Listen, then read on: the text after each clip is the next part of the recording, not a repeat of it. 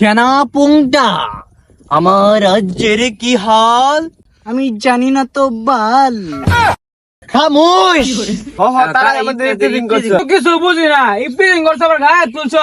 আমার চিনো সমন্দির গুলো আমার চিনো।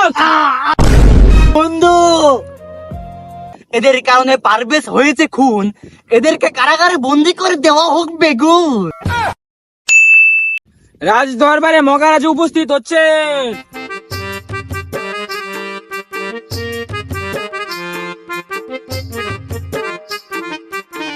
সেনাপুংটা, আদেশ করুন মহারাজ। সেনাপুংটা, আমার রাজ্যের কি হাল? আমি জানি না তো বাল। খামোশ। আমার রাজ্যের হাল বেহাল জানো না তুমি? তাহলে কি তোমায় বাল ফালানোর জন্য রেখেছি আমি?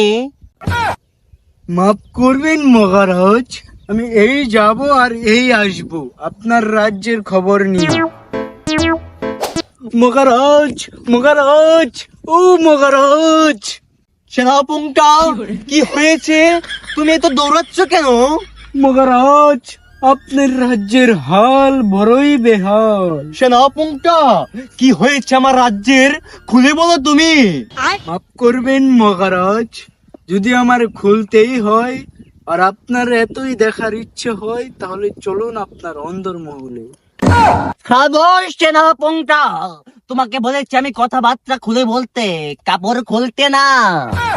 মাফ করবেন মহারাজ, আমার বুঝতে ভুল হয়েছে।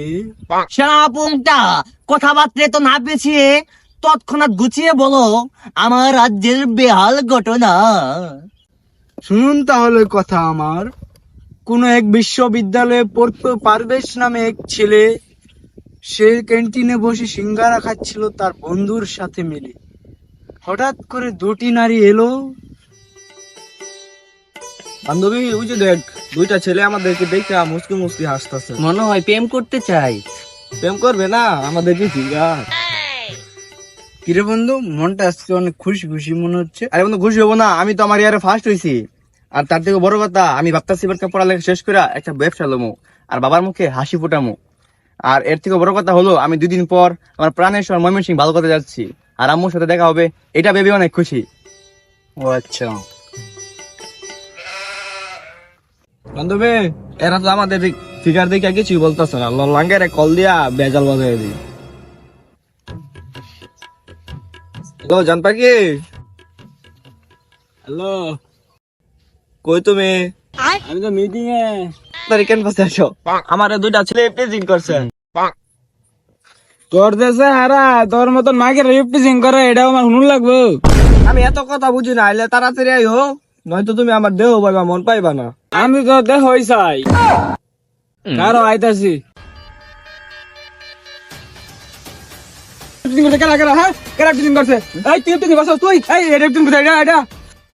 তারা আমাদের প্রেজিং করছে।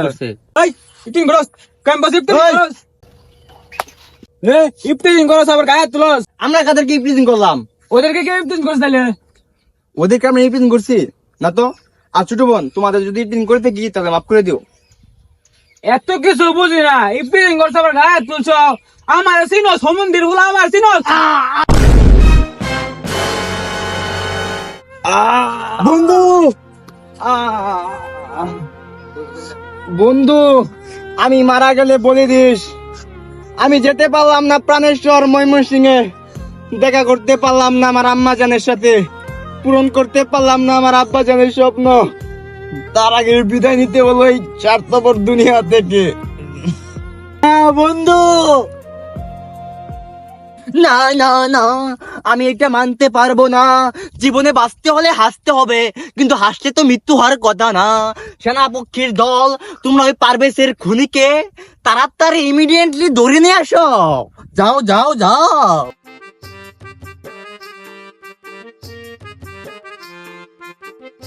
মহারাজ, সেনাপঙ্কা, এই বেহায়া নির্লজ্জ খুনিকে আমি কি করবো? আমি কিছুই তো বুঝতে পারছি না, তুমি কিছু বলো। মহারাজ, এই ছেলে পারভেজকে করেছে খুন, একে ফাঁসি দেওয়ার আদেশ করুন। যত আজ্ঞা মহারাজ। রাজা তো আমি। ওহে সেনাপুংটা, একে কারাগারে বন্দি করে ফাঁসিতে ঝুলিয়ে দেওয়া। সেনাপুংটা, পারভেজের খুনিকে ধরার পরেও মনে কেন পাচ্ছি না আমি শান্তি? কিভাবে হবে আপনার মন শান্ত? আপনি পারভেজের খুনিকে তো ধরেছেন, কিন্তু যার জন্য পারভেজ খুন হয়েছে তাকে কি আপনি ধরেছেন? তাহলে আর বিলম্ব না করে এখনই যাও, ধরে নিয়ে আসো সেই মাগিদেরকে। যথাজ্ঞা মহারাজ। মহারাজ, মহারাজ, নিয়ে এসেছি সেই সুন্দরী রমণীদের। চি চি চি, সেনাপুংটা, এসব কি নিয়ে এসেছো?